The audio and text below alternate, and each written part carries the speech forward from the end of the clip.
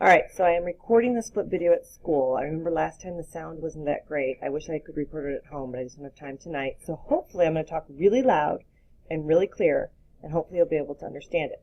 To do today's lesson, you need the foldable that we made in class today. It's a sentence foldable. It's got sentences across the top, simple sentences, compound sentences, and complex sentences. Make sure you have that out. Alright, so when you open the top flap and you're on the simple sentence section, you simply need to write this. We're going to do some math here. One independent clause, which has a noun, verb, team, or a subject and a predicate, plus a complete thought, equals a simple sentence. Pretty easy, huh? Can you hear Kirby in the background? He's excited about that. Fill this in, and then you can hit play. Oh, brain break! Let's see how smart you are. Do the following activity to see, and the answer is on the next slide. Read the sentence and count aloud the F's in that sentence. Only count them once. Don't go back and count them again. That's cheating. And then write down that number on the front of your foldable. And the answer is, there are 6 F's in the sentence. An average intelligence person will find 3 of them. If you spotted 4, you're above average. If you got 5, you can turn your nose up at almost anybody. And if you got all 6, you are a genius. I did not get all 6, but I'm not going to tell you how many I found the first time I did it. Alright, back to compound sentences. Time to take some notes. So flip open your foldable to your second page, the second flap, which has compound sentences at the bottom. And the first thing you have to write is that a compound sentence consists of 2 or more independent clauses. You can have 3 or 4, but that gets a little bit long. Then you need to write that in most compound sentences, the independent clauses are joined by a comma and a coordinating conjunction. I do want you to write down the coordinating conjunctions underneath this bullet point, which are for, and, nor, but, or, yet, or so. You can pause if you need to, but for those of you that are ready, moving right along. They may also be joined by a semicolon. There's your little semicolon. It is not the winky sign. It's a semicolon. I promise. Alright, you do not have to write these examples down.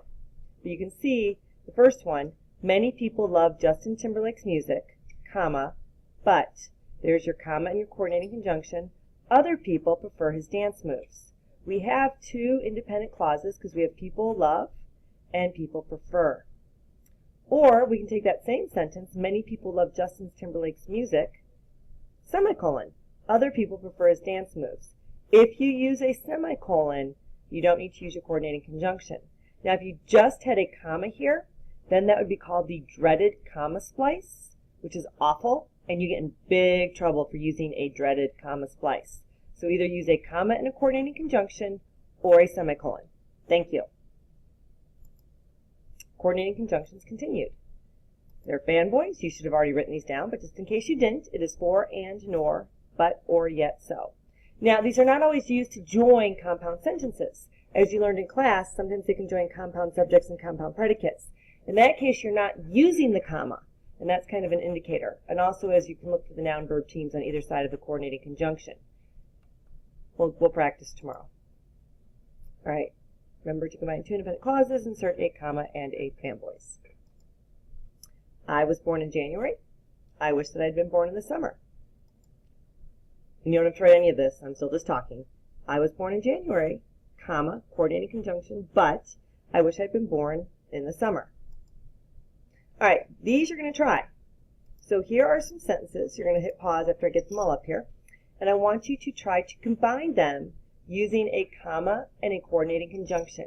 You may use a semicolon to combine one of them if you want to. And you're going to do this on the bottom half of your note page. So like you've got your compound notes on top, and then these are going to be on that second half. Give it a shot. Hit pause. And here are some possible answers. Comma, yet. Many people think that pizza is delicious, comma, yet others think it is nasty. You should study for the test, comma, for it is possible that you will fail. You should, and it is. Justin Bieber used to be a teenage idol, comma, but now many people laugh at him. Taylor Swift is popular among teenagers, comma, and adults like to listen to her as well. I do. I'm sorry. I admit it.